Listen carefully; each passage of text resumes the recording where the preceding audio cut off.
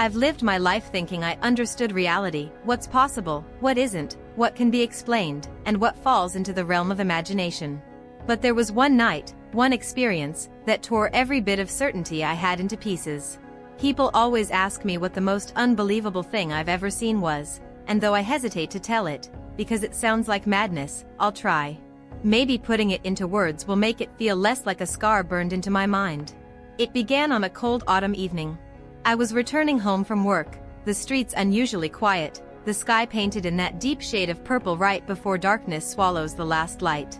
My car's headlights cut through the mist clinging to the ground. Everything felt still, almost staged, like the world had paused for something I wasn't meant to witness. The road I took was one I had driven countless times, but that night, it felt unfamiliar. The trees seemed taller, darker, their branches curling into the fog like black claws. My radio had cut out earlier, no signal, so the only sounds were my tires against the road and the faint hum of the engine. That's when I saw him. A man walking along the shoulder, facing away from me. He wore a long, tattered coat, and his stride was uneven, almost mechanical. At first, I thought he was just some traveler, maybe drunk or lost.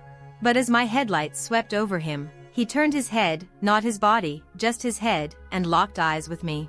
I slammed the brakes. His face. I can't forget it. Pale, almost gray, with hollow cheeks and eyes that seemed both ancient and lifeless.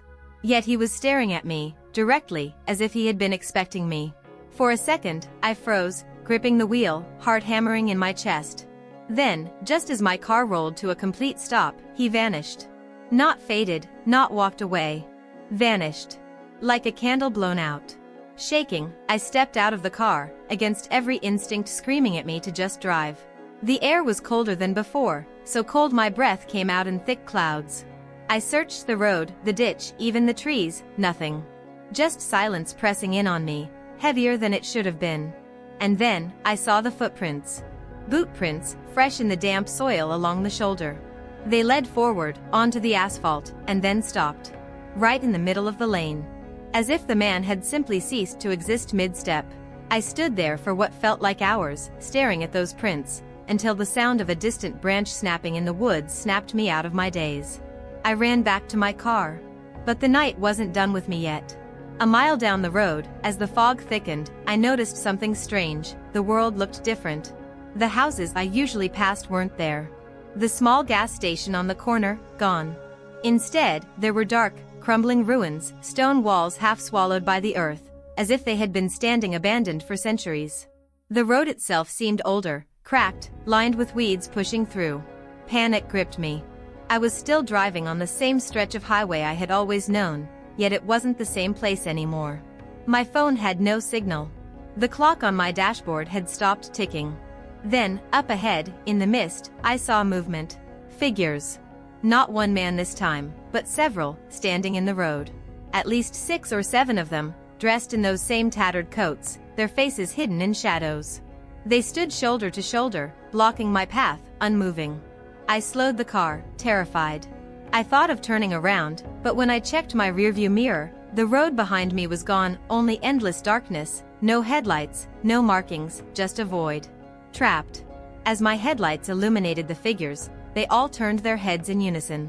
Not their bodies, just their heads, twisting in that unnatural, bone-snapping motion.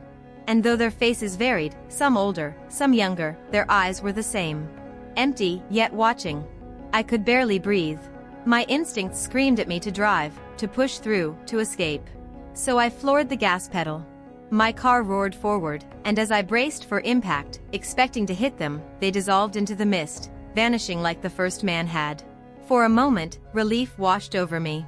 Maybe I was hallucinating, maybe exhaustion had driven me mad. But then I looked ahead, and my stomach dropped. The road was gone. In front of me was no longer a highway, but a dirt path winding through endless black forest. My headlights reached only a few feet before the darkness swallowed them whole. The trees leaned in close, their branches tangled overhead like a cage. I slammed the brakes, heart pounding so loud it drowned out every other sound. And then, from the forest, came whispers. They weren't loud, but they filled the air, overlapping voices, male and female, young and old, whispering in a language I didn't understand. My windows began to fog from the inside, even though the car heater was off. Words appeared on the glass, drawn by unseen hands.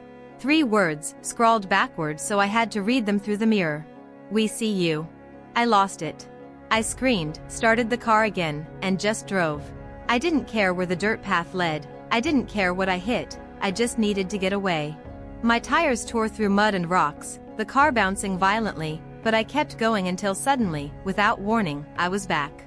Back on the familiar paved highway. Back where the gas station stood, its lights humming softly. My dashboard clock flicked back to life, reading 10:47 p.m. Only 20 minutes had passed since I first saw that man. But it felt like hours. I pulled over at the station, stumbling inside, pale and shaking. The clerk stared at me as if I looked half dead. I tried to explain, but the words stuck in my throat. How could I tell him what I had just seen? That I had driven into some fractured version of reality where time didn't flow right, where people, or things, watched me from the dark. Even now, years later, I don't know what I experienced that night. Was it a hallucination? A slip through some parallel world? Or did I truly see the dead, lingering in places we don't belong? All I know is this, it was real to me. Too real. The footprints, the faces, the whispers, they've never left me. And every time I drive that road at night, I can't help but glance in the mirror, half expecting to see those words written in the glass again. "We see you."